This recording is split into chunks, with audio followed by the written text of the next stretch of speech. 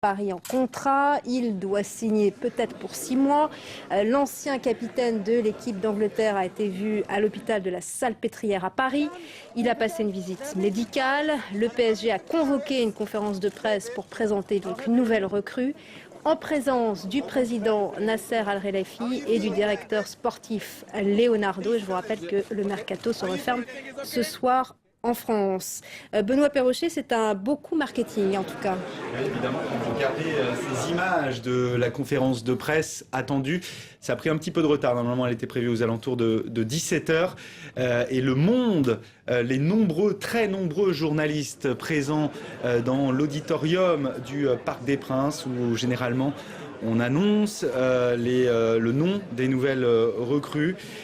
Cette information qui nous est parvenue aux alentours de midi, Beckham qui pourrait signer au Paris Saint-Germain un contrat de 6 mois jusqu'à la fin de la saison. C'est évidemment un gros coup marketing pour le PSG, ni plus ni moins. Ça s'intègre totalement dans le projet qatarien.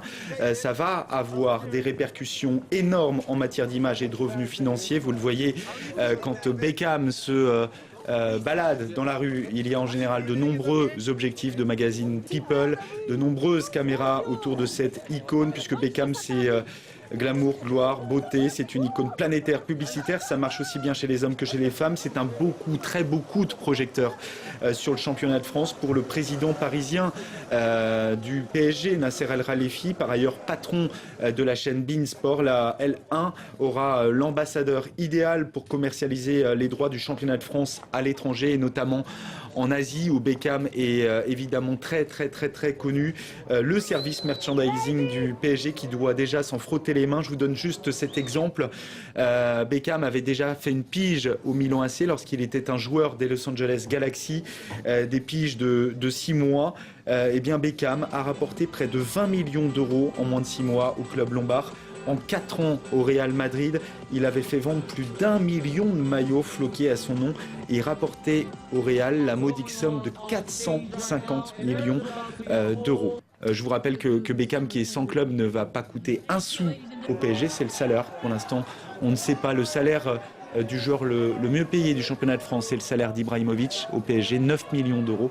On ne sait pas si Beckham touchera un salaire supérieur à celui-ci. En temps de crise,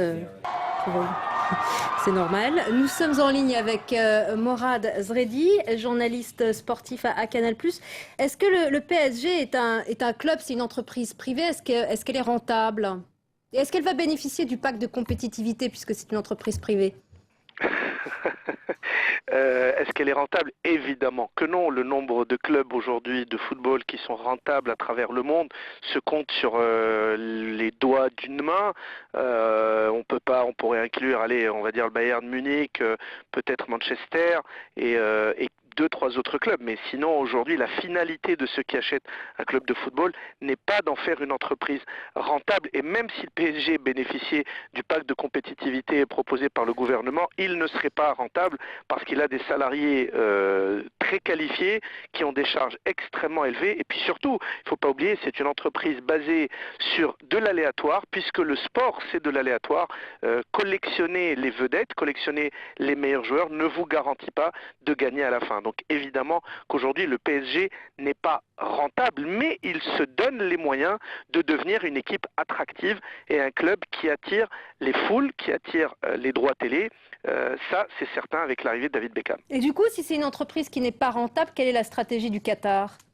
Non, mais on le sait très bien, de toute façon que la stratégie du Qatar, c'est de faire du Paris Saint-Germain une vitrine avant d'en faire une entreprise rentable, puisque le but du jeu, c'est que l'entreprise Qatar soit rentable. Mais en même temps, de toutes les façons, le club Paris Saint-Germain ne fera qu'en profiter, parce que le renfort sportif, Beckham à la limite, c'est un renfort d'un autre type, mais tous les renforts sportifs qui ont été apportés depuis 1 an et demi par la dirigeance de QSI sont des renforts qui ont installé le Paris Saint-Germain aujourd'hui au sommet du football français et qui devraient pouvoir l'installer dans le top 10, top 15 du football européen. Mais à la base, il faut rappeler que Paris est d'abord une vitrine pour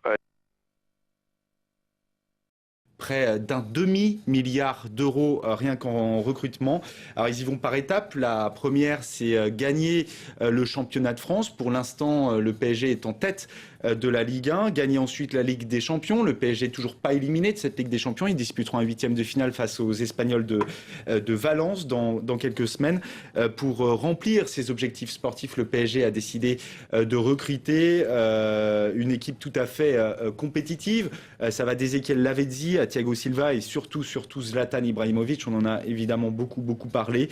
200 millions d'euros sur le marché des transferts ont été dépensés depuis 2011 par le fonds d'investissement du Qatar, QSI, le propriétaire du PSG. Ça, c'est le plan sportif. L'arrivée annoncée de Beckham, elle a un tout autre objectif, évidemment, Judith. Ça s'intègre totalement dans le projet qatarien. Ça aura des répercussions de toute façon énormes en matière d'image et de revenus financiers. Beckham, c'est amour, gloire et beauté, people. C'est une icône planétaire, une icône publicitaire. Ça marche aussi bien chez les hommes que chez les femmes. Oui, il faut le dire. Pas chez toutes les femmes, chez certaines femmes alors. Vous vouliez dire ? Nous sommes en ligne avec Mourad Zredi. Pardon Benoît, vous restez avec nous, journaliste sportif à Canal+. Benoît le disait, il y a une stratégie du Qatar. On a l'impression que... Est-ce que c'est pas une façade ? Est-ce que c'est vraiment rentable ? Oui, à terme, ça sera rentable en termes de vente de maillots, comme tout le monde l'a dit. Pas seulement, ça sera aussi une porte d'entrée pour un marché très porteur, qui est le marché de l'Asie du Sud-Est, qui s'intéresse évidemment à toutes les stars du football anglais, et pour lesquelles, justement, David Beckham sera une sorte, on va dire, de détonateur, de déclic pour s'intéresser, je ne dirais pas au football français, mais en tout cas à cette équipe du Paris Saint-Germain. Après, la question qui se pose aujourd'hui, est-ce que c'est un élément qui risque pas d'être un grain de sable dans un effectif où il y a déjà beaucoup d'ego, où certains ne sont pas toujours très heureux de se retrouver sur le banc? La question, en tout cas, peut se poser très clairement. Merci beaucoup Mourad Zredi, vous restez en ligne avec nous et on attend d'un moment à l'autre cette conférence de presse qu'on va suivre bien sûr en direct sur notre antenne. Dans l'actualité également, l'institution Al-Azhar a réussi à réunir autour d'une table les principaux partis de l'opposition égyptienne. Le grand imam, le cheikh Ahmed Al-Tayeb, a appelé unanimement salué et il reste un extraordinaire tireur de coups francs. C'est sa marque de fabrique à David Beckham. Mais David Beckham n'a pas 90 minutes dans les jambes. Il ne postule pas à Paris pour un poste de titulaire. Merci beaucoup Benoît Perrochet et on attend donc d'un instant à l'autre cette conférence de presse. L'institution Al-Azhar a réussi